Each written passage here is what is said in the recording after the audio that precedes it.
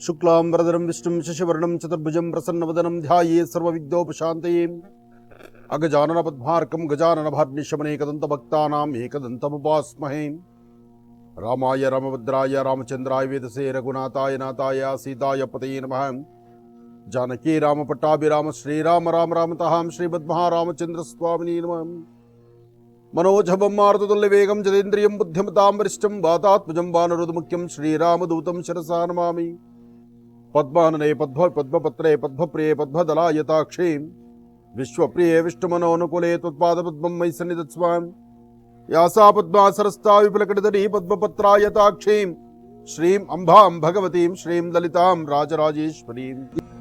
ಕನ್ಯಾ ರಾಶಿ ಕನ್ಯಾ ಲಗ್ನದಲ್ಲಿರ್ತಕ್ಕಂಥವ್ರಿಗೆ ಚಂದ್ರನ ಆಸ್ಥಾನ ಚೆನ್ನಾಗಿದೆ, ಗುರುವಿನ ಅನುಗ್ರಹ ಇದೆ, ಇಷ್ಟಾರ್ಥವನ್ನ ಸಿದ್ಧಿಪಡಿಸ್ಕೊಳ್ತಕ್ಕಂಥ ಯೋಗ ಫಲ ಇದೆ. ವ್ಯಾಪಾರ ವ್ಯವಹಾರಗಳ ಕಡೆ ಸ್ವಲ್ಪ ತಾಳ್ಮೆ ಬೇಕು, ಸಮಾಧಾನವಾಗಿ ಇರುವಂತಹ ಕಲೆ ನಿಮ್ಮದಾಗಬೇಕು.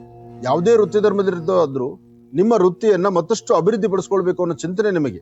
ಆದ್ರೆ ಕನ್ಯಾ ರಾಶಿಯಲ್ಲಿ ಇರ್ತಕ್ಕಂಥವ್ರ ಮನಸ್ಸು ಸ್ವಲ್ಪ ಚಂಚಲತೆ ಇರೋದ್ರಿಂದ ಯಾವುದೇ ಒಂದು ಕೆಲಸನೂ ಪರಿಪೂರ್ತಿಯಾಗಿ ಮಾಡ್ಲಿಕ್ಕೆ ಆಗ್ತಾ ಇರೋದಿಲ್ಲ. ಅಲ್ಲಿ ಸಮಸ್ಯೆ ಎಂಬತಕ್ಕಂಥದ್ದು ಒಂದಲ್ಲ ಒಂದು ಕಡೆ ಸಮಸ್ಯೆ ಎದ್ದುಕೊಂಡಿತಾ ಇರುತ್ತೆ.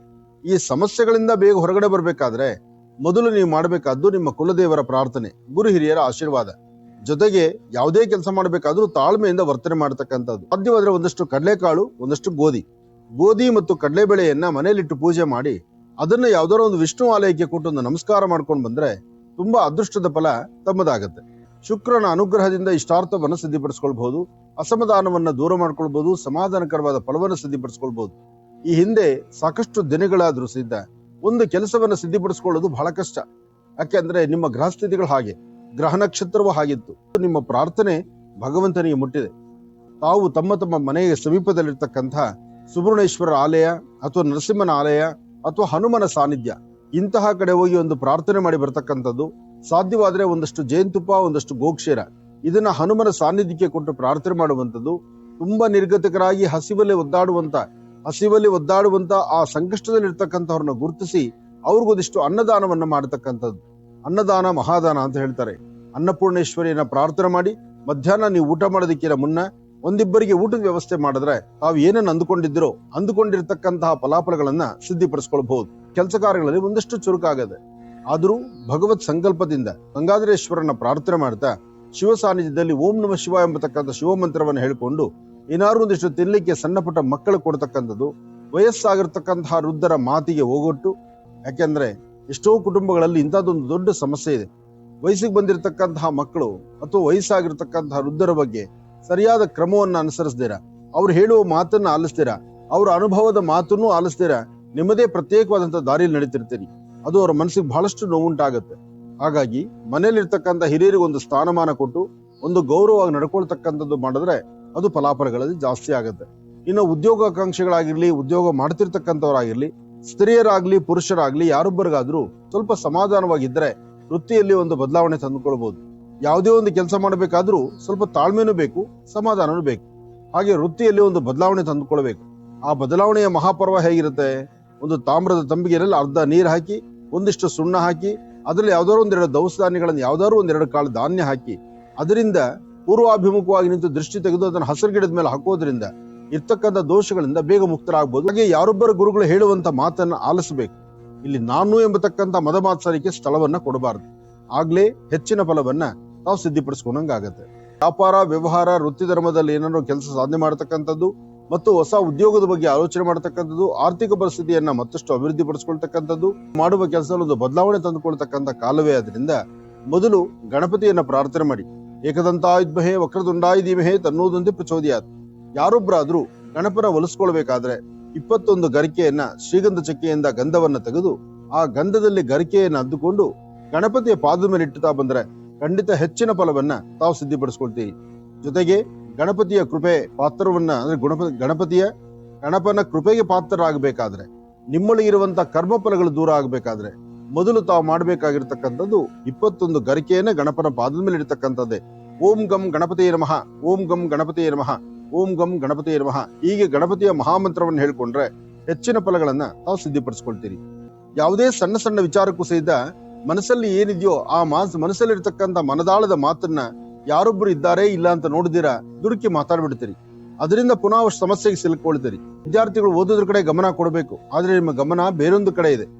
ಹಾಗೆ ಮನೇಲಿ ಇರ್ತಕ್ಕಂಥವ್ರು, ಉದ್ಯೋಗಕ್ಕೆ ಹೊರಡತಕ್ಕಂಥವ್ರು, ಏನಾದ್ರು ಒಂದು ಸಾಧನೆ ಮಾಡಬೇಕು ಅಂತೇಳಿ ಸಾಧನೆ ಹಾದಿಯನ್ನು ಹುಡುಕ್ತಿರ್ತಿರಲ್ಲ, ಒಂದಿಷ್ಟು ತಾಳ್ಮೆ ಸಮಾಧಾನದಿಂದ ನಿಮ್ಮ ಕೆಲಸ ಕಾರ್ಯಗಳ ಕಡೆ ಗಮನ ಕೊಡಬಹುದು. ಯಾವುದೇ ವ್ಯವಹಾರ ಮಾಡಬೇಕಾದ್ರೂ ಹಣಕಾಸಿನ ವಿಚಾರದಲ್ಲಿ ಸ್ವಲ್ಪ ಜೋಪಾನ, ಯಾವುದೇ ಒಂದು ಲೇವಾದೇವಿ ಮಾಡಬೇಕಾದ್ರೂ ಬಹಳ ಎಚ್ಚರಿಕೆ ಇರಬೇಕು. ಹಾಗೆ ಜೊತೆಯಲ್ಲಿರ್ತಕ್ಕಂಥವ್ರು ನಂಬಿಸಿ ಮೋಸ ಮಾಡುವಂತದ್ದಿರತ್ತೆ. ಯಾರೊಬ್ಬರು ಜೊತೆಯಲ್ಲಿದ್ದಾಗ ಅವ್ರು ಹೇಳುವಂತ ಮಾತುಗಳನ್ನ ನಿಮ್ಮ ತಲೆಯಲ್ಲಿ ತಂದ್ಕೊಂಡು ಅದು ಬೇಕಾ ಬೇಡವಾ, ಸರಿನಾ ತಪ್ಪಾ ಆಲೋಚನೆ ಮಾಡಿ ಒಂದ್ ಹೆಜ್ಜೆ ಮುಂದಕ್ಕೆ ಹಾಕಿ. ಕೆಲವು ಕಾಗದ ಪತ್ರಿಕೆ ಸಹಿ ಹಾಕ್ಲಿಕ್ಕೆ ಮುಂದೆ ನಿಂತ್ಕೊಳ್ತೀರಿ, ಅಲ್ಲಿ ವ್ಯತ್ಯಾಸ ಕಾಣ್ತೀರಿ. ಬಹಳ ಜೋಪಾನ ಬೇಕಾಗತ್ತೆ, ಜವಾಬ್ದಾರಿನೂ ಬೇಕಾಗತ್ತೆ. ಹಣಕಾಸಿನ ವಿಚಾರದಲ್ಲಿ ಪರವಾಗಿಲ್ಲ, ವ್ಯವಹಾರಗಳು ಪರವಾಗಿಲ್ಲ, ಆದ್ರೆ ಯಾವುದೂ ನಿಮ್ಮ ಸಮಾಧಾನ ಸಿದ್ಧಿ ಆಗುವಂತದ್ದಲ್ಲ. ಎಲ್ಲವೂ ಆಯಾ ಕಾಲಕ್ಕೆ ಏನ್ ನಡೀಬೇಕೋ ಅದು ನಡೆದು ಹೋಗುತ್ತೆ. ಆದ್ರೆ ನಿಮ್ಮ ಮನಸ್ಸಲ್ಲಿ ಪ್ರಧಾನವಾಗಿರ್ತಕ್ಕಂಥ ಒಂದು ಆಸೆ ಇದೆಯಲ್ಲ, ಅದು ಅಲ್ಲಿಗೆ ನಿಂತ್ಕೊಳ್ಳುತ್ತೆ, ಅದು ಮುಂದುವರಿಯೋದಿಲ್ಲ. ಹಾಗಾಗಿ ಮಾನಸಿಕವಾದಂತ ಒತ್ತಡಗಳು ನಿಮಗೆ ಸಾಕಷ್ಟು ಆಗ್ಬೋದು.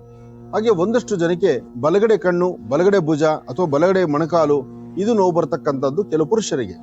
ಅದೇ ಹೆಣ್ಣು ಮಕ್ಕಳಿಗಾದ್ರೆ ಗರ್ಭಕ್ಕೆ ಸಂಬಂಧಪಟ್ಟದ್ದಾಗ್ಲಿ ಅಥವಾ ಮೀನು ಮಾಂಸಖಂಡಗಳಿಗೆ ಸಂಬಂಧಪಟ್ಟದ್ದಾಗ್ಲಿ ಅಥವಾ ಸೊಂಟದ ಹಿಂಭಾಗದಲ್ಲಿ ಬರ್ತಕ್ಕಂಥ ನೋವುಗಳು ಸಾಕಷ್ಟು ನಿಮ್ಮನ್ನ ಬಾಧಿಸುತ್ತೆ. ಇದಕ್ಕಾಗಿ ನೀವು ಮಾಡಬೇಕಾದ್ದು, ನಿಮ್ಮ ಅಂಗೈಯಲ್ಲಿ ಒಂದು ಚಿಟಿಗೆಯಷ್ಟು ಉದ್ದಿನ ಬೇಳೆ ಹಾಕೊಳ್ಳಿ. ಅದರ ಮೇಲೆ ಒಂದನಿ ಜೇನುತುಪ್ಪ ಹಾಕೊಳ್ಳಿ. ಜೇನುತುಪ್ಪ ಮತ್ತು ಉದ್ದು ಎರಡೂ ಸಹಿತ ಏಕಕಾಲದಲ್ಲಿ ತೆಗೆದುಕೊಂಡು ದೃಷ್ಟಿ ತೆಗೆದು ಕೈ ತೊಳ್ಕೊಂಡು ನಂತರ ಆಚೆಗೆ ಹೊರಡಬೇಕು. ಈಗ ಮಾಡೋದ್ರಿಂದ ಸ್ವಲ್ಪ ಮಟ್ಟಿಗೆ ಶಾಂತಿ, ನೆಮ್ಮದಿ ನಿಮಗಾಗತ್ತೆ. ಆರ್ಥಿಕ ಸಂಕಷ್ಟದಿಂದ ಬೇಗ ಋಣಮುಕ್ತರಾಗಿ ಒಂದಷ್ಟು ಫಲಾಫಲಗಳನ್ನ ಸಿದ್ಧಿಪಡಿಸ್ಕೊಳ್ತಕ್ಕಂತಹ ಯೋಗ ಫಲ ಗುರುವಿನಿಂದ ಆಗ್ತಾ ಇದೆ. ನಿಮ್ಮ ಜಾತಕದಲ್ಲಿ ತಾವೇನ್ ಅಂದುಕೊಂಡಿದ್ದಕ್ಕಿಂತ ಹೆಚ್ಚಿನಾಗಿ ಅಭಿವೃದ್ಧಿಯನ್ನು ತಂದುಕೊಳ್ಳುವಂತ ಕಾಲ. ಹಾಗೆ ವ್ಯವಹಾರಗಳಾಗ್ಲಿ, ವ್ಯಾಪಾರ ಆಗ್ಲಿ, ಮಾಡಬೇಕಾಗಿರ್ತಕ್ಕಂಥ ಕೆಲಸ ಕಾರ್ಯಗಳಲ್ಲಾಗ್ಲಿ ಒಂದಷ್ಟು ಬದಲಾವಣೆ ತಂದುಕೊಳ್ತಕ್ಕಂತಹ ಯೋಗ ಫಲ ನಿಮ್ಮ ಭವಿಷ್ಯದಲ್ಲಿದೆ. ತಾವ್ ಏನ್ ಅಂದುಕೊಂಡ್ರು ಅಸಾಧ್ಯವಾದನ್ನ ಸಾಧನೆ ಮಾಡ್ಕೊಳ್ತಕ್ಕಂಥ ಒಂದು ಅದ್ಭುತವಾದಂತ ಶಕ್ತಿ ಇದೆ. ಹಾಗಾಗಿ ಗಣಪತಿಯನ್ನ ಪ್ರಾರ್ಥನೆ ಮಾಡಿ. ಏಕದಂತಾಯ ವಿದ್ಮಹೇ ವಕ್ರದುಂಡಾಯ ಧೀಮಹಿ ತನ್ನೋದಂತೆ ಪ್ರಚೋದಯಾತ್. ಗಣಪನ ಅನುಗ್ರಹದಿಂದ ಇಷ್ಟಾರ್ಥವನ್ನ ಸಿದ್ಧಿಪಡಿಸ್ಕೊಳ್ಬಹುದು. ಅಸಮಾಧಾನವನ್ನ ದೂರ ಮಾಡಿಕೊಂಡು ಸಮಾಧಾನಕರವಾದ ಫಲವನ್ನು ಸಿದ್ಧಿಪಡಿಸ್ಕೊಳ್ಬಹುದು. ಕೆಲವಷ್ಟು ಸತ್ಯಾಸತ್ಯತೆಗಳನ್ನು ಅರ್ಥ ಮಾಡಿಕೊಂಡು ಬೇಕು ಬೇಡಗಳನ್ನ ಸರಿಯಾಗಿ ಚಿಂತನೆ ಮಾಡಿದ್ರೆ ಅದರ ಫಲಾಫಲಗಳು ಸಹಿತ ಅಷ್ಟೇ ಅದ್ಭುತವಾದಂತ ರೀತಿ ಕಾರ್ಯಸಿದ್ಧಿಯನ್ನ ಮಾಡ್ಕೊಳ್ಬಹುದು. ಸಣ್ಣ ಮಕ್ಕಳಿಂದ ಹಿಡಿದು ವಯಸ್ಸಾಗಿರ್ತಕ್ಕಂತಹ ವೃದ್ಧರವರೆಗೂ ಸ್ವಲ್ಪ ಮನಸ್ಸು ಚಂಚಲತೆಯಿಂದ ಯಾವುದೇ ಒಂದು ಕೆಲಸವನ್ನು ಸಹಿತ ದೃಢ ಸಂಕಲ್ಪದಿಂದ ಮಾಡ್ಲಿಕ್ಕೆ ಆಗದಂತ ಪರಿಸ್ಥಿತಿಯಲ್ಲಿ ಇದ್ದೀರಿ. ಆದ್ರೆ ಇಂತಹ ಸಮಸ್ಯೆಗಳನ್ನ ತಾವು ಎದುರಿಸ್ತಾ ಇದ್ರೆ ಒಂದು ಲೋಟ ನೀರಲ್ಲಿ ಒಂದ್ ಚಿಟಿಕೆ ಅರಿಶಿನ ಪುಡಿ, ಒಂದೆರಡು ಬಿಳಿ ಹೂಗಳು, ಒಂದು ತುಳಸಿ ದಳ ಇದಿಷ್ಟನ್ನು ಹಾಕಿ ಉತ್ತರಾಭಿಮುಖವಾಗಿ ನಿಂತು ದೃಷ್ಟಿ ತೆಗೆದು ಅದನ್ನ ಆಚೆ ಹಾಕೋದ್ರಿಂದ ಇಂಥ ಸಣ್ಣ ಪುಟ್ಟ ಸಮಸ್ಯೆಗಳಿಂದ ಹೊರಗಡೆ ಬರಬಹುದು.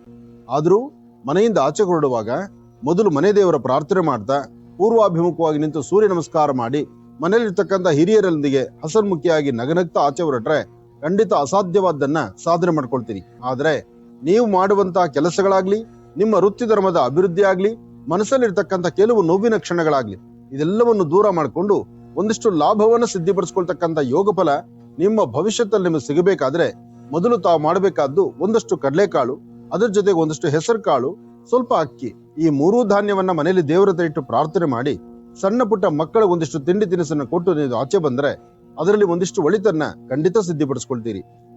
ಗುರು ಚಂದ್ರರ ಯೋಗ ಫಲ ಚೆನ್ನಾಗಿರೋದ್ರಿಂದ ಅಸಾಧ್ಯವಾದನ್ನ ಸಾಧನೆ ಮಾಡ್ಕೊಳ್ಬಹುದು, ಫಲಾಫಲಗಳನ್ನ ಸಿದ್ಧಿಪಡಿಸ್ಕೊಳ್ಬಹುದು. ಆದ್ರೆ ತೃಪ್ತಿಕರವಾಗಿ ಸಿದ್ಧಿಪಡಿಸ್ಕೊಳ್ಬೇಕಾಗಿರ್ತಕ್ಕಂತಹ ಯೋಗ ಫಲವನ್ನ ಒಂದಿಷ್ಟು ಅಸಮಾಧಾನದ ಸನ್ನಿವೇಶಗಳಾಗುವಂತ ಪರಿಸ್ಥಿತಿ ನಿಮ್ದು ಎದುರಾದ್ರಿಂದ ಹಿರಿಯ ಮಾಡ್ಬೇಕಾದ್ರೂ ತಾಳ್ಮೆಯಿಂದಲೇ ಮಾಡ್ಬೇಕು.